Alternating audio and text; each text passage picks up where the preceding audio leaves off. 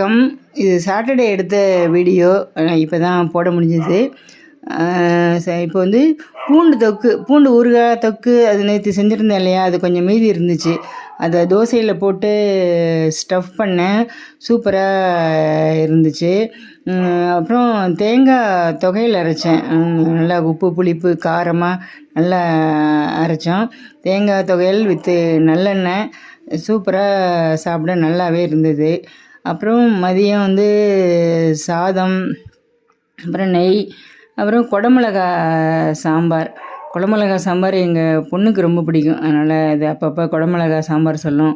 அதான் குடமிளகா சாம்பார் பண்ணிவிட்டு பூசணிக்காய் கூட்டு பண்ணேன். நல்லா இருந்துச்சு.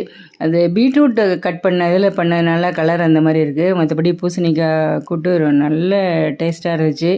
அப்புறம் பீட்ரூட்டு பொரியல், வெள்ளரி பிஞ்சு வச்சுட்டு அப்புறம் முட்டை பொரியல் பண்ணேன். இது ஆம்லெட் போட்டேன். ஆம்லெட்டு பொண்ணுக்கு ஒன்று பையனுக்கு ஒன்று போட்டு வச்சுட்டு தயிர் வச்சு சாப்பிட்டோம். நல்ல திருப்தியாக இருந்தது.